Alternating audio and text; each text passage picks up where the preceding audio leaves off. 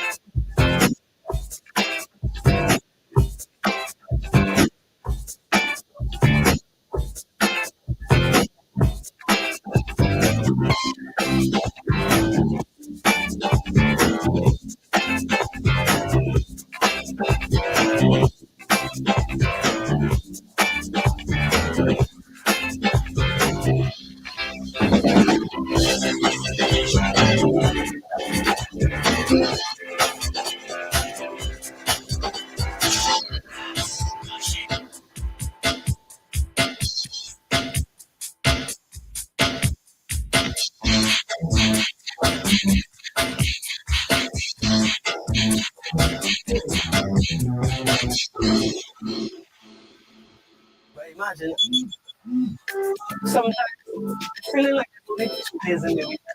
Yesterday was Monday, and look at them Friday afternoon.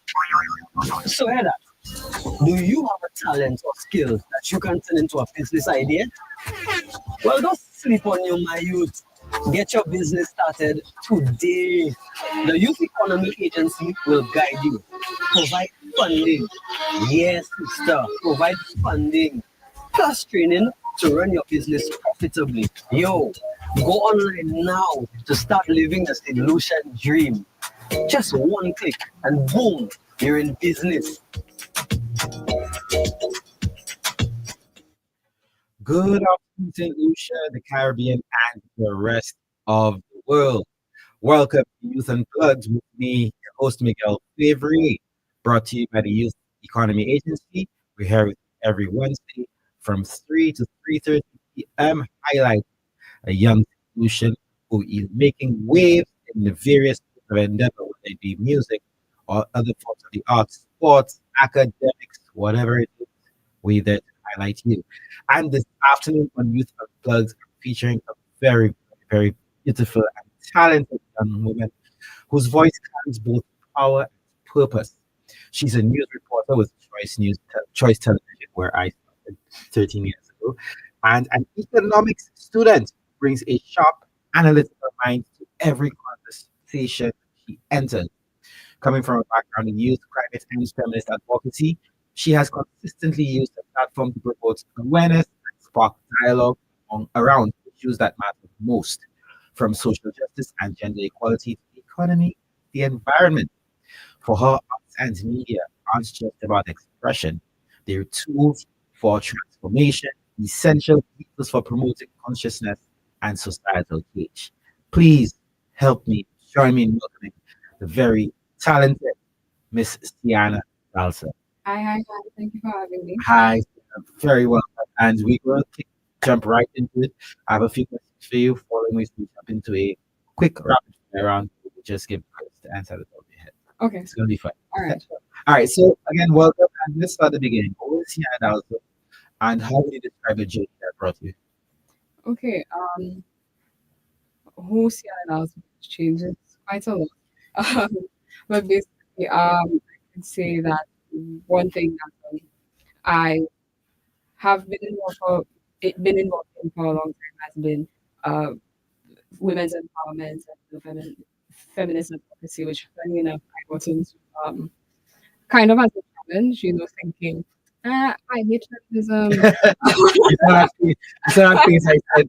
Why you said feminism Yes, today? yes, it started off like, if I kind of hate how this is looking, let me just try and pretend to be one for 1 week. And apparently the week hasn't ended yet. Seeing as I came to understand that you can make it what you really want it to be. And it's not just what, for instance, the Google Doc says it is, but you can create, and not just create, because it's been there for a long time. Women have always tried to better their positions at many points throughout history, and that is no less true of Caribbean women. Maybe about 15. That's what I got myself into as for economics. Just this morning, I was like arguing with both of my managers saying that everything is economics. Well, I wouldn't be a story for that, but But it is I actually. yes, it everything is economics. And I really feel. You do. Yes. A little more about background. Where are you from? What school did you Ah, attend? yes. I'm from England right now. I live in Forest here.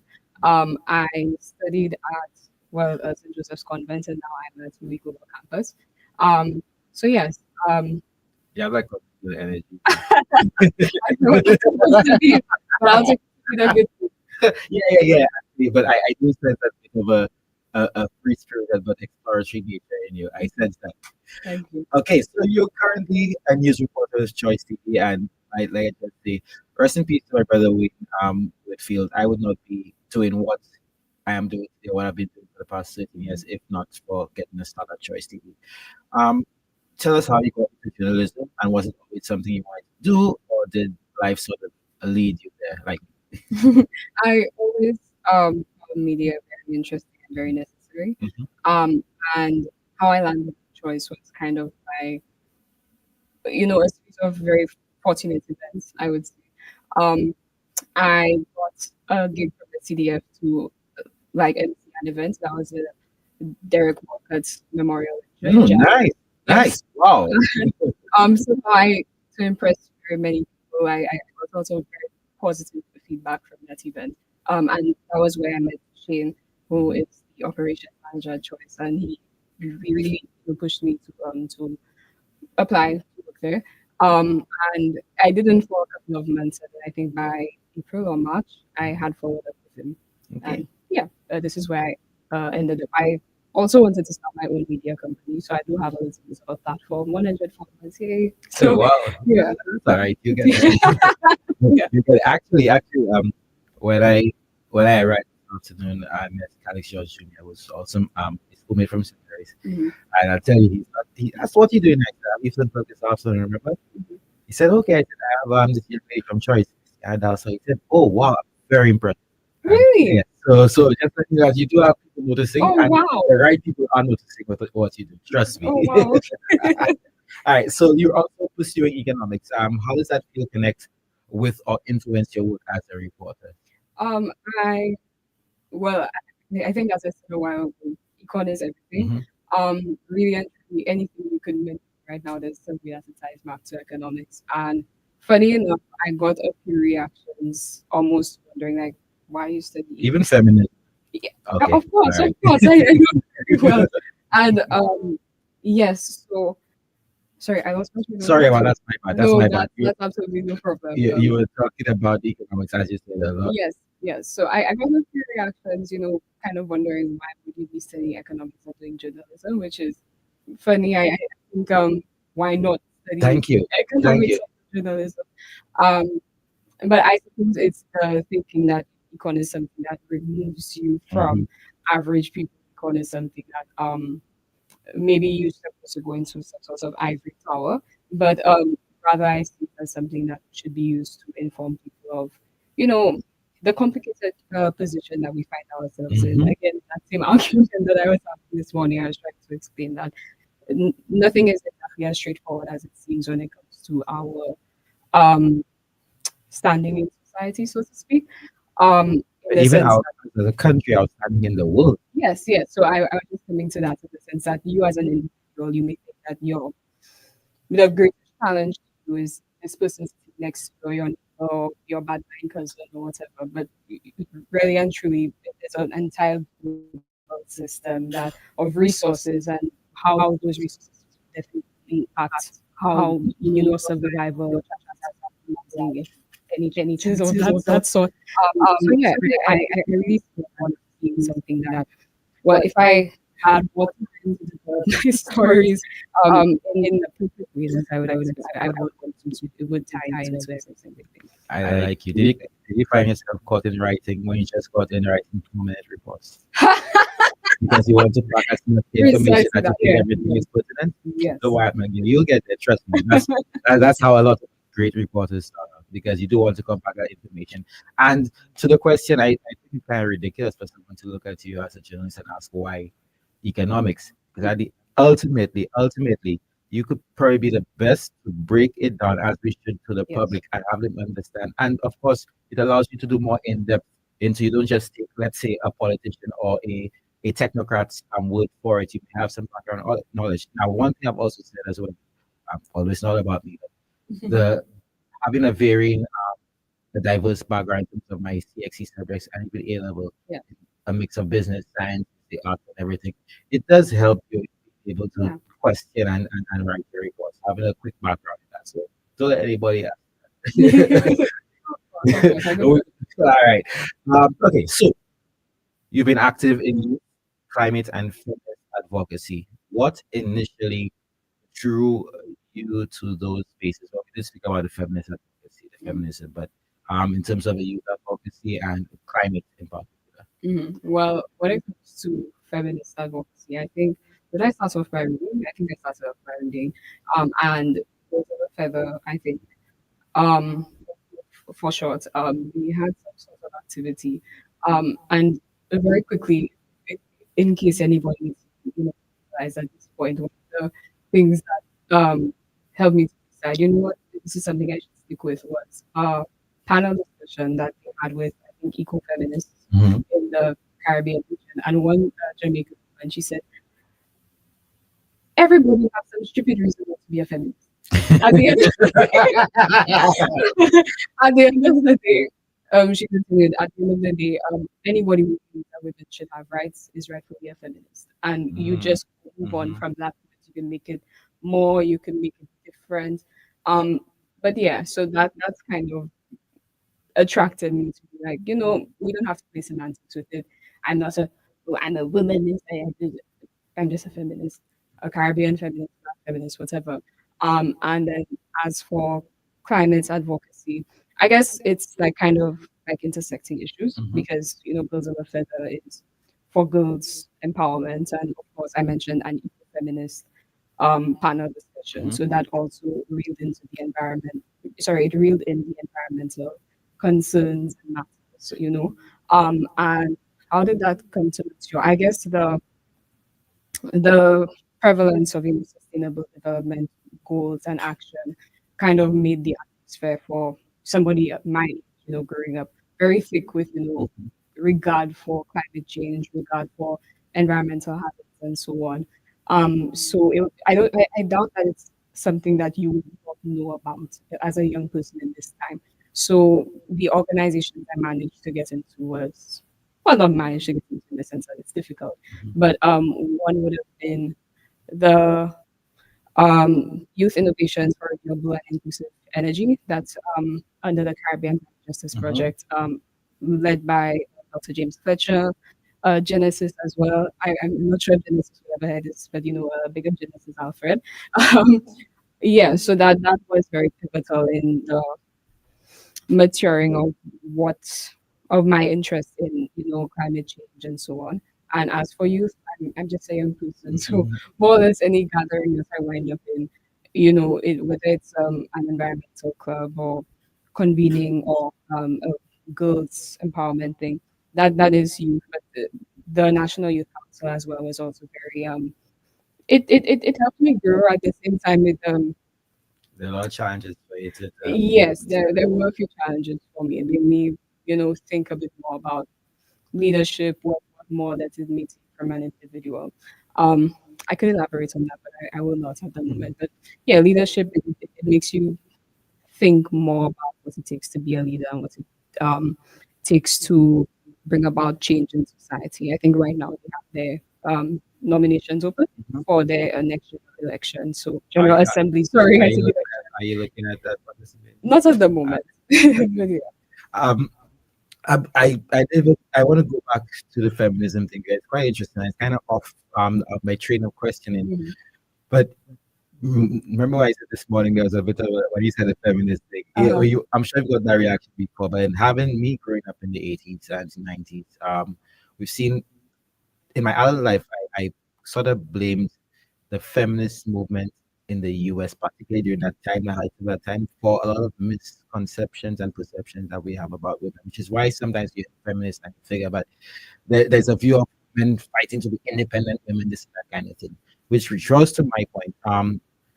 Well, in my space of 3 years, I attended workshops, whether as a government communications officer or as a private journalist, Mhm. sponsored by the Canadian government. I spoke about gender inclusive reporting, where we had to do training in that.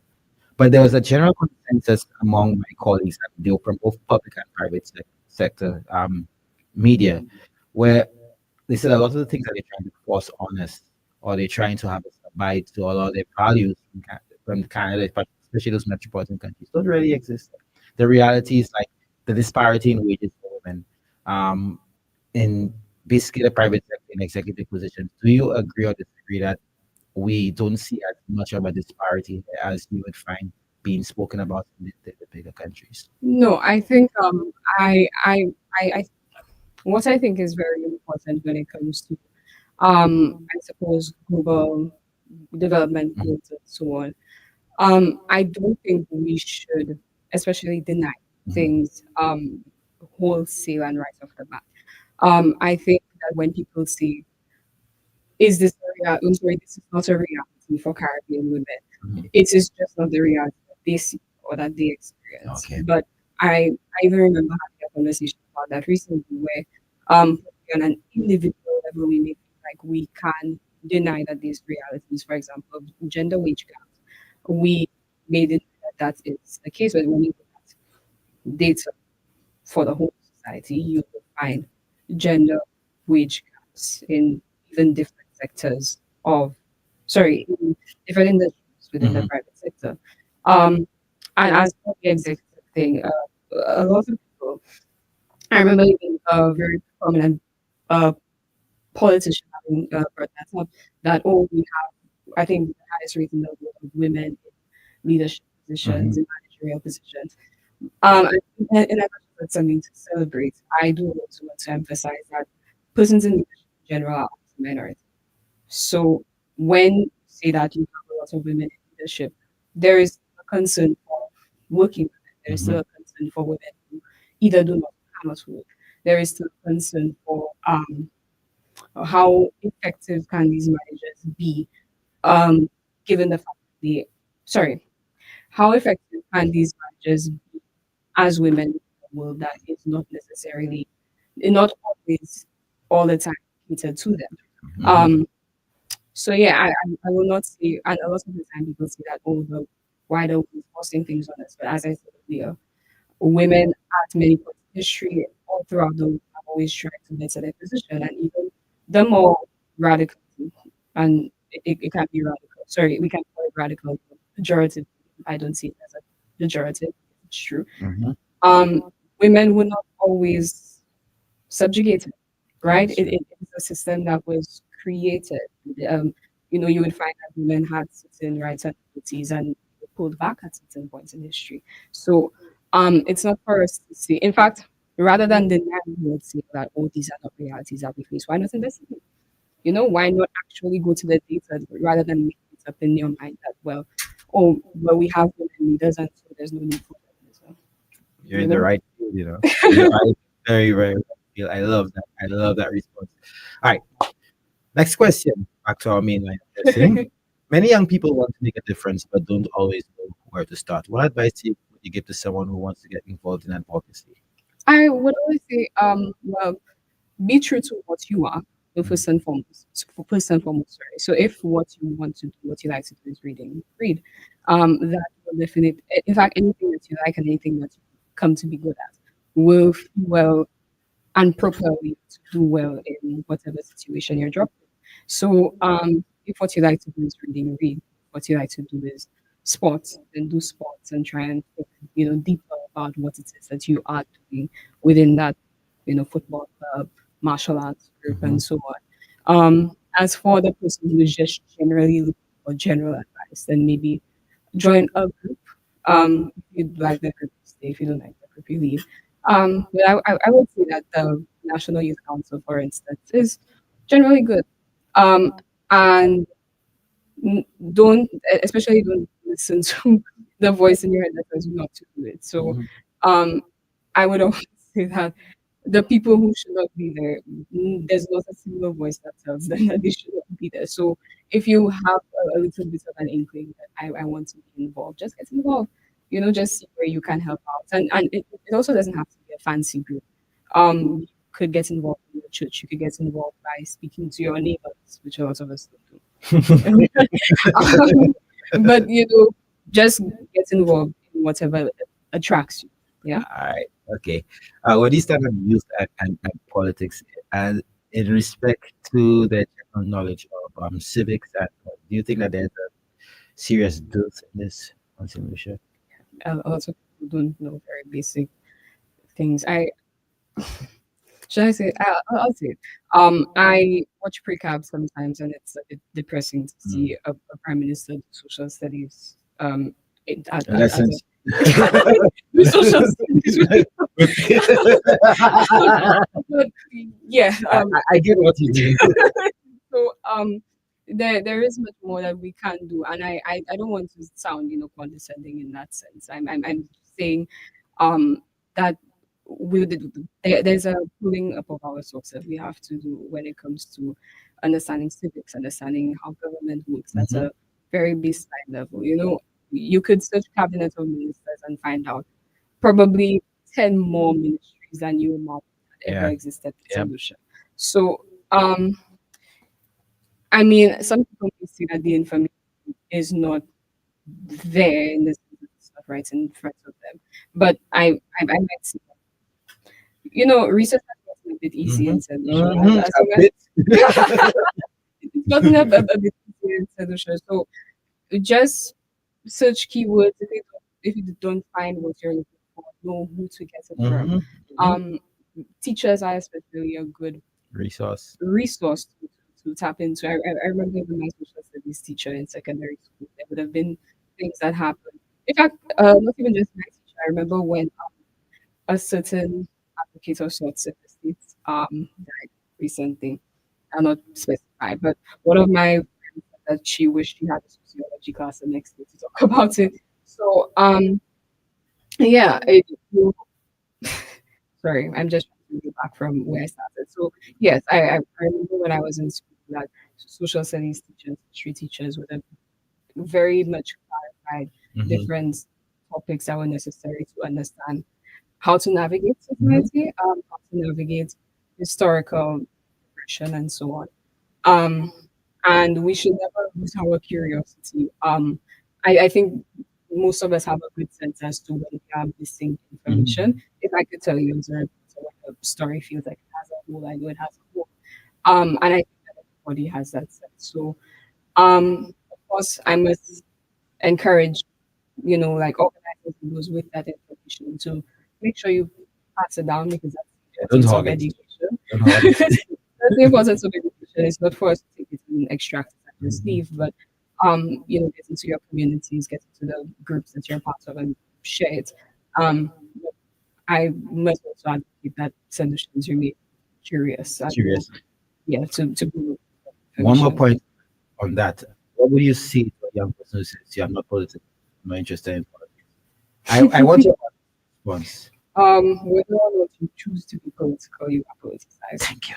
So it's better to be conscious of that fact rather than sleepwalking. Thank you. And politics affects everything. From the moment you get off your bed, it's affected by a political or policy decision. That's why I keep trying to tell people that in some story talk about that.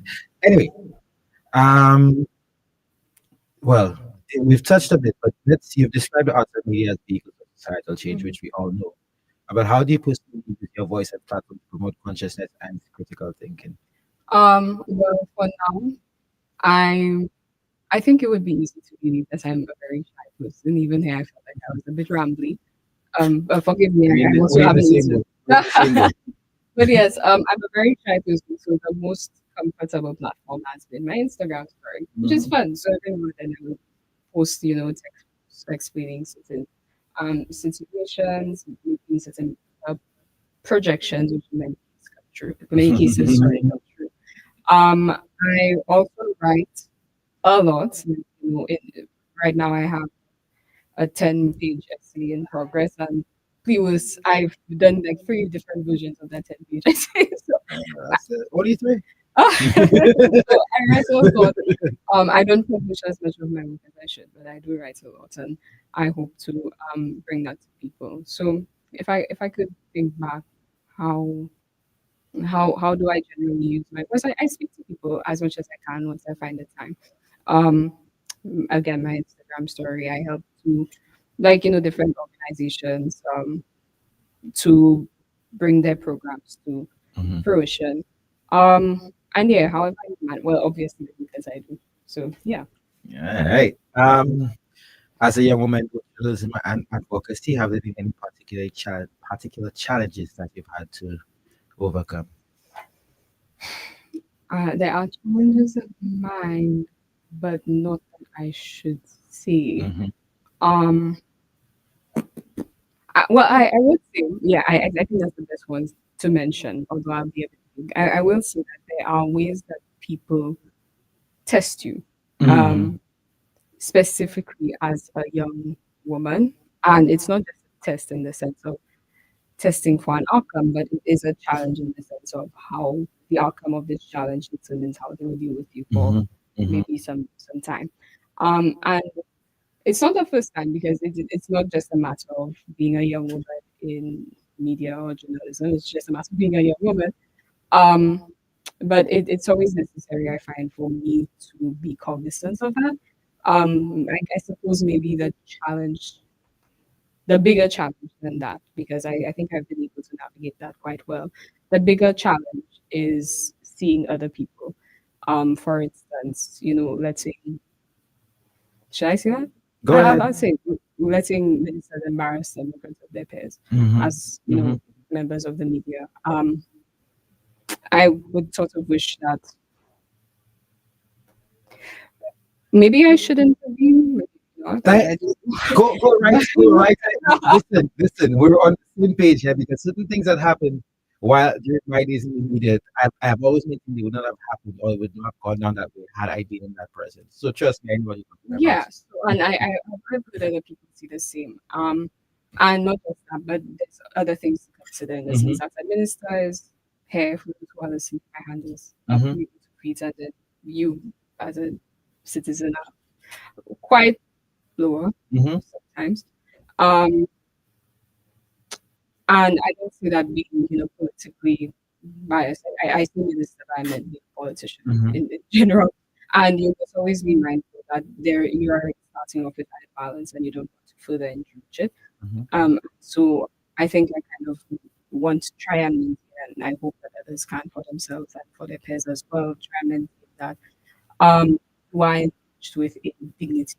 Thank you. So not condescended, not the very the embarrassed. I mean, of course, the political game comes with its taunts and so Hmm. on, and you don't have to tell everyone man, but the more serious cases of like yelling at somebody at a parliament or something that should not be. Agreed. Agreed. Now we're taking because our conversation is so interesting. We're gonna steal a little extra time, and because we Okay. haven't got the rapid fire around yet. Oh, But one more question I want to ask. Well, is it? Actually, there's two more. Well, you spoke about it. The media landscape. I wanted to ask what you think we're doing well and what could be done better. But we've more or less touched on that. But we can touch on the what we've been doing well in the media landscape. um, what we've been doing well. I think I see a lot of great potential, although I'll not see the rest of the sentence as in mine. I see a lot of great potential emerging, especially in young women. I remember, I knew of Miriam while I was going to school, as a musician and so on. There's also a young woman, Joelle. I don't know her last name, fortunately, but we grew up on the same road in Ava. Mm-hmm. So I see a good few young women entering. I hope You they. you just just remind me of how young you are when you mention people like Miriam as people you'd have not seen in school. I Mm. look at people as Miriam just giving. Well, yes.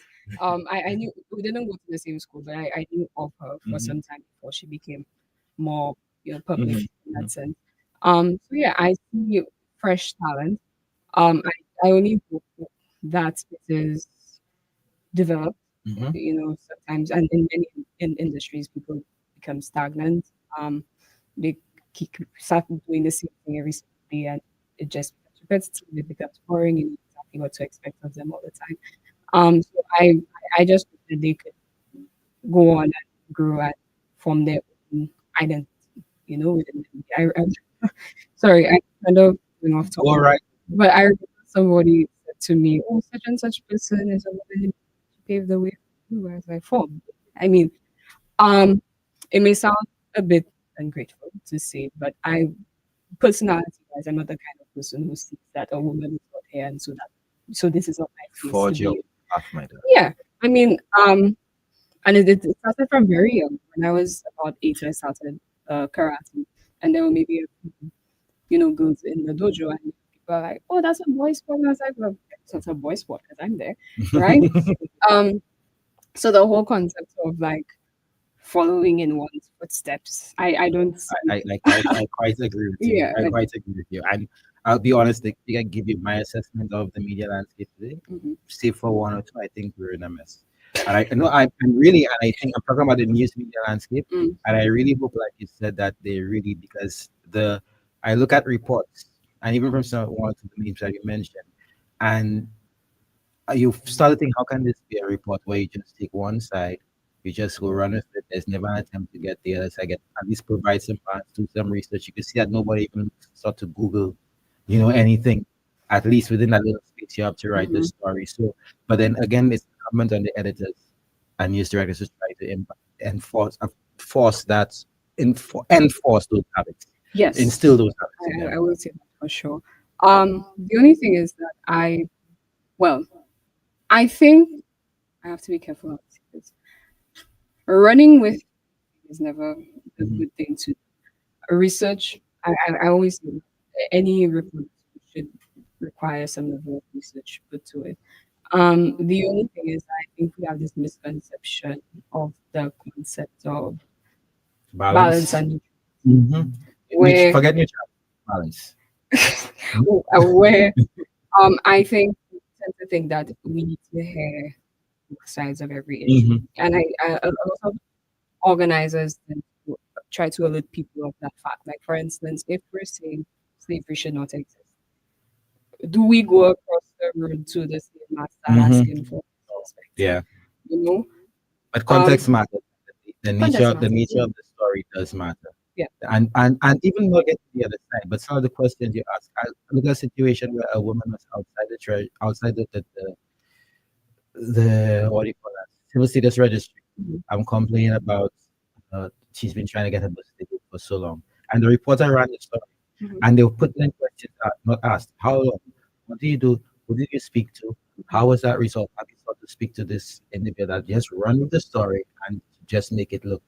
And there was no attempt to what we did try to read about that kind of thing. But even that aside, you could tell from the type of report and from the way the reports went down, that certain key questions it left you asking pertinent Well, questions yes, that should have been asked by the reporter themselves. and sometimes we think every story is a story. Like these kind. Well, Oh. sorry, I don't know who made this. I'm not commenting on that in particular, but I think making a news report out of a solution not knowing how to navigate The government, government.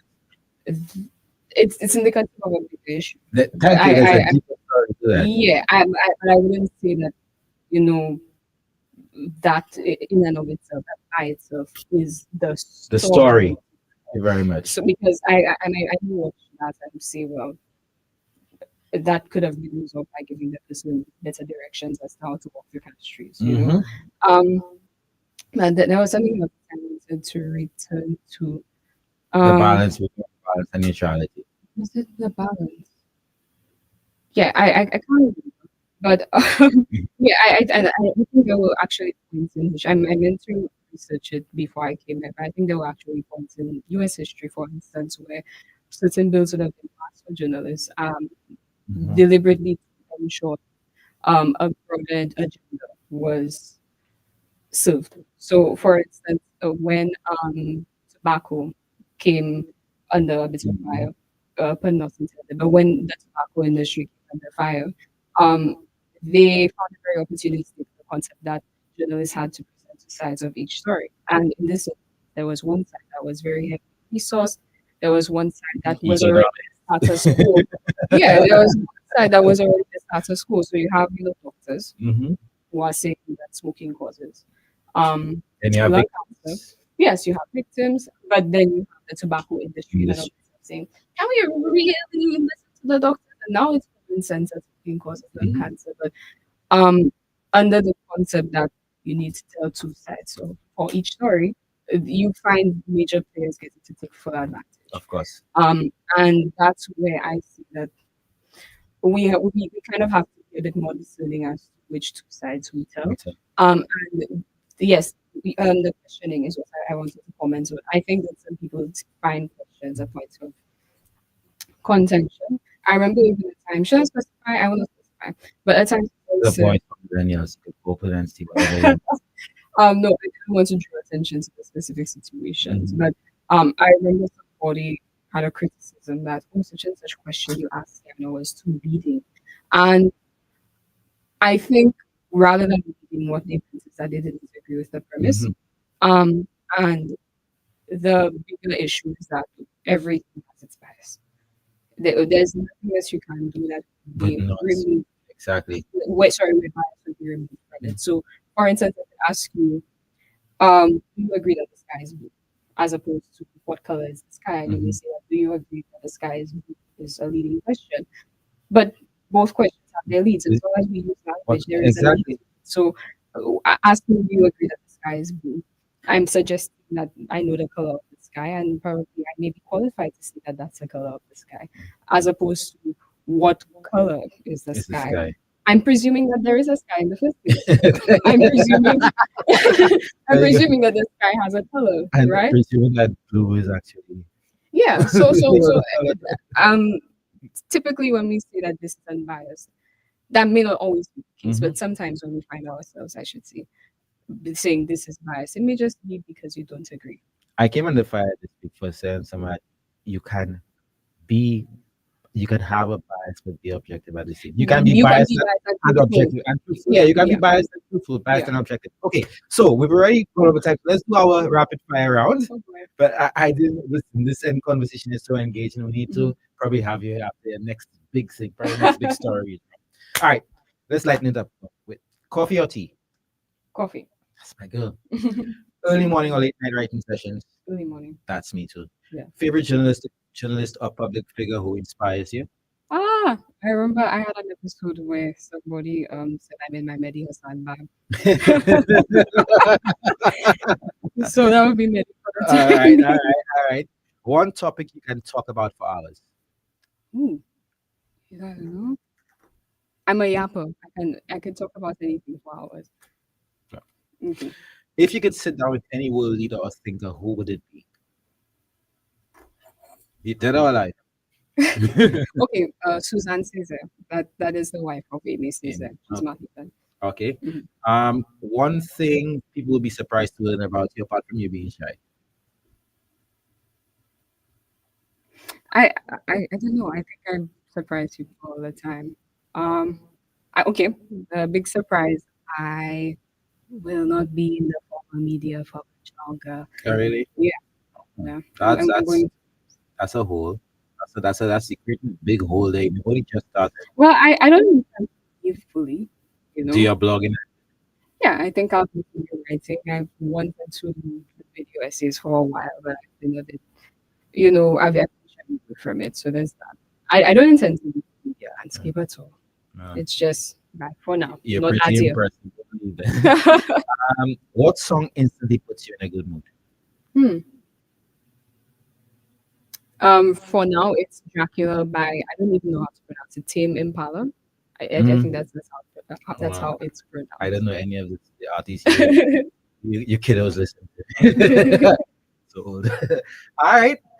What word that best describes your outlook on life? Hmm. Open. Open. Yes. All right. Well, Cianna. Cianna. Cianna. Like I, the I'm sea. going to say Cianna, but Cianna. Mhm. Thank you so much, my darling, for Thank joining you. us on Youth Unplugged this afternoon. Thank you very much. It's always inspiring. I'm reading from that script there. There's so much more I want to say, but it's always Oh, inspiring to hear your voice using the power of media and knowledge to open minds and encourage reflection, which you really did this afternoon. And not just to inform, but to transform. thank I you. do wish you continued success the rest of your time in the private media and whatever you choose to do, your future pursuits. I hope it's still in journalism and a bit of economics on the side. And folks, as we wrap up, today's edition of Youth Unplugged, I want to leave you with a few lines from, my favorite, the Sunscreen song, what I like to call the modern day Desiderata. It reminds us, don't feel guilty if you don't know what you want to do with your life. The most interesting people I know didn't know at 22 what they wanted to do, and some of the most interesting 40-year-olds still don't, like Mark. And perhaps the most grounding truth of all, the race is long, and in the end, it's only with yourself. So wherever you are in your journey, take a breath, move at your own pace, and remember that your story is unfolding exactly as it should.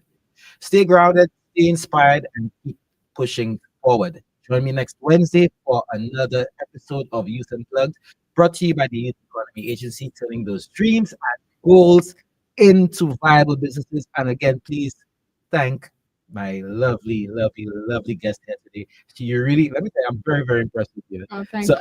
I'll be keeping in touch, and I'll be following your every move on social media. Oh, So folks, until this Sunday, when you catch me for Golden Grooves from 3 to this weekend, I think I'll do 6. 3 to 6 p.m. Your trip down memory lane. I am Miguel Fevrier with my guest Cianna Dalsan. Hi. Cianna. Cianna, like Cianna this. Dalsan. Cianna Dalsan. Bye. Until then. But imagine, sometimes feeling like there's only 2 days in the week. Yesterday was Monday. Oh, Look at thank Friday so much afternoon. So Ella, do you have a talent or skill that you can turn into a business idea? Well, don't sleep on you, my youth. Oh, really? Get your Okay, business okay. started Like, today. The Youth no. Economy Agency will guide you, provide funding. Yes, sister, provide funding. Plus training to run your business profitably. Yo, go online now to start living the solution dream. Just one click and boom, you're in business. Get vivid views at Quartz Optical. View the world in the latest frames and lens. Get 25% off on any credit purchases 12 months and over, with 15% off cash purchases. Wear it today and pay later. Plus, you can book your eye examination appointment online on www.quartzoptical.com. Get vivid views. Only at Quartz Optical. Value you can see. Offers end September 30th, 2025. Conditions apply. Attention everyone, the nomination period for the Jimmy's People's Choice is now open. This is your chance to honor an unsung hero in the tourism industry. Do you know a tour guide who shares hidden gems? A villa host who made St. Lucia a home away from home? Or perhaps a crafty creator capturing the beauty all around? Nominate them now as we celebrate world-class service in tourism. Visit stlucia.org/Jimmy's. Nominations end December 19th, 2025. Nominate today. Jimmy's 2025. Journey to excellence. Illusion. Drive the future today. Saturday, November 15th, come to the Evolution Car Show and Trade Expo at Caribbean Cinemas Car Park from 9 a.m. to 5 p.m. Test drive EVs and hybrid vehicles, e-bikes and e-scooters. Learn about green energy solutions, fun and entertainment for the whole family. Evolution, presented by the Department of Infrastructure, Ports and Transport and Accela Marketing. Premium sponsors, Republic Bank and Beacon Insurance. The National Insurance Corporation is now even closer to you. We've opened a brand new branch at the Blue Coral Mall in the heart of Castries. Our new location is more spacious, more convenient, and designed with you in mind, making your visits faster, easier, and more comfortable. Whether you're submitting a claim, checking your contributions, or planning for retirement, we're here to serve you better. With branches on the Castries waterfront, Rodney Bay, Beaufort, Soufrière, and now our brand new location at Blue Coral Mall in Castries. Getting service from the NIC has never been more convenient. So, visit us today, NIC, for the benefit of us all. Sunday, November 30th, on the Spirit of Carnival. Live HD invites you to Life of Body Food Ride. That's a life of body. Your DJ, Big Slim, playing HD, DJ Chains, Cool Kid, Flame Kid, Selectors, Young, Quad, and MC Hiddo. Early bird tickets $80, regular $100. Contact 488-3888 or 714-4893. Live for Party Board Ride. November 30th, 10 a.m. upon the Spirit Carnival Open Celebration. $200 prize for the life of the party. Not for profit charity, but for service we can handle your financial business. I'll run that you need, they can assist. No other credit, you can do it like this. Get your contactless Visa card is up. Need some cash, just tap. Online services, download the app. No waiting in line, just tap. Safest way to secure your money. Solutions workers credit union by ASAP. You workers first, that's what we do. The SLUWCU, yeah. Lucian! It's that time of the year for Lacey's birthday brunch. The Glow Transmission Edition. Kicking off with a joyful brunch vibe into an electrifying neon night glow. It's a full-day celebration you don't want to miss. Having Sunday, November 16th from 2 p.m. till 10 p.m. at the KT Gardens. Dress code is white and neon. Classic by day and glow by night. Think good entertainment from the top DJs and artists for Lacey's birthday brunch. Glow Transmission Edition. On Sunday, November 16th, 2 p.m. to 10 p.m. at KT Gardens. Come eat, sip, dance, and glow in true lychee style. Get your super early bird tickets now for only $100. Early bird is $130 and regular $150. Brunch bites are included. Tickets also available at the Cell in Castries and Rodney Bay and at the DJ Outlet Store. It's Lychee's birthday brunch, the Glow Transition Edition. Sunday, November 16th, 2 p.m. till 10 p.m. at KT Gardens. Put on your white and neon and come out for a big celebration. Followed by Back It Up Brunch. Hampton is having our pre-Christmas sale from October 22nd in our Rodney and Nichols Street branches. This is your chance to get your hands on premium men's fashion. Shirts, jeans, shoes, accessories, all at unbeatable prices. This is your moment to read your wardrobe before the Christmas rush. Sales start October 22nd, up to 70% off store-wide. Only at Hampton, Rodney Bay, and Nico Street. Every day, St. Lucian women give everything to their families, communities, and dreams. Yet breast cancer still claims too many lives. Now, St. Lucia is making history. For the first time, state-of-the-art 3D mammography is available right here at home.